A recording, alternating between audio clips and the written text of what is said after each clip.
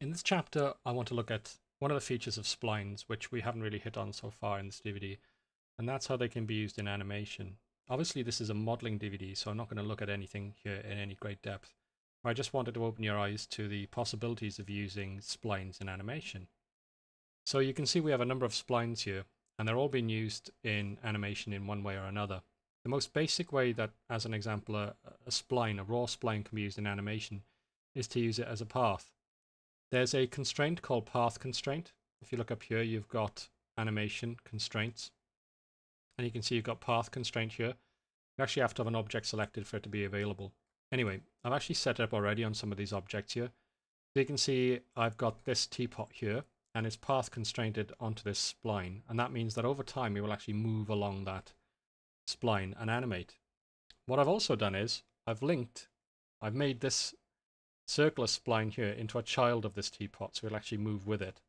And then what I've done is I've made this sphere have a path constraint to this spline, so it'll actually move along this spline as well. So you can see I've got some sort of compound animation going on there. Now, if I move the timeline, you can actually see this in action. You can see that as it moves along, the teapot travels along the spline. The circle that's actually a child of it moves along with it. And you can see that this sphere basically travels along that circle and appears to orbit the teapot. So just a very simple example there. You can see a static example of this as well here. You can see I've got this teapot here and it's just moving around this circle, just to show you it as a simplistic version. Now another thing I've done is I've animated this spline here, and you can see it's based on this spline, but I've actually animated it.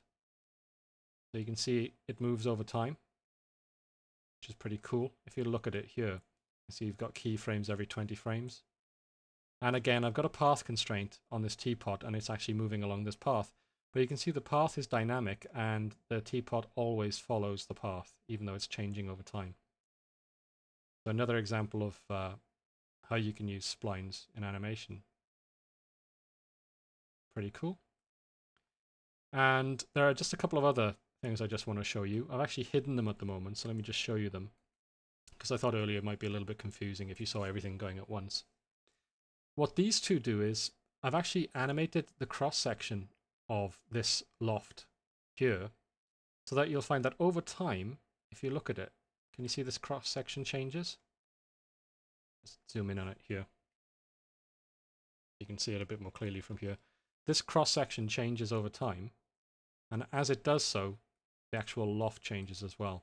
Now, when it updates, it doesn't update in the viewport, but if you animated this and rendered it, you would actually see it rendered like this. It would actually render just fine, and you end up with a pretty cool animation of your shape. As you can see, so the cross section changes, and this changes to go with it. Like I said, if you rendered it, you'd end up with this surface. It's just that in the viewport, when you actually dynamically update it, it doesn't show it in real time. As you can see, it just hides it for you. And another thing that's going on as well is that this cross section is changing, but if you look at the end frame here, you can see that the result isn't necessarily based just on the cross section changing. What's also happened is that I've twisted it along its length, but the twist doesn't actually happen until after frame 50. So if I go up to frame 50, you can see it's not actually twisting at this point. And then from here on, it does actually start to twist, and the twist gets more and more severe as we go on. And that's because I've actually animated the twist deformation. Here's the graph for the twist. Let me just show you everything. And you can see that as I move, you can see this is moving. I've actually animated that control point, as you can see. And it starts on frame 50.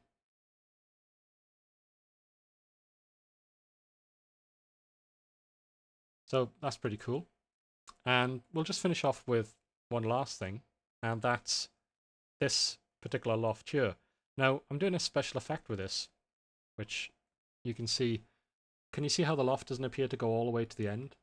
So if we go back a few frames, you can see it's like a sort of sausagey snake, and it grows from the beginning, as you can see. So if you can imagine those sort of Indiana Jones movies where you have the map and you have the line snaking its way across the map, this is actually quite a cool way of doing that. You just follow this technique, as you can see, and the line grows along the length. Now the line is actually based on this cross section, so it's actually quite thick at the moment, but if we wanted to, we could just scale that down to make a nice thin line, as you can see.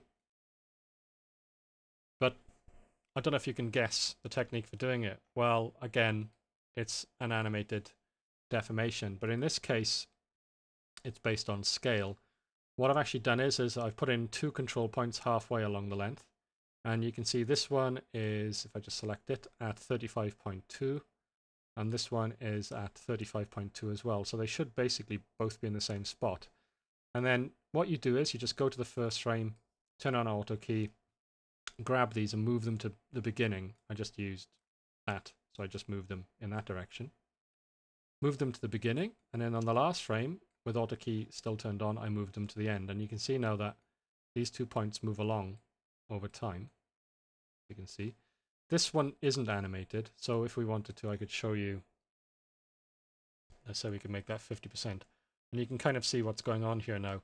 All that's happening is that this has a scale of 0, and this normally is a scale of 0, and that gives the appearance that the line doesn't exist here, because it actually has a scale of 0, so it doesn't really appear in the scene.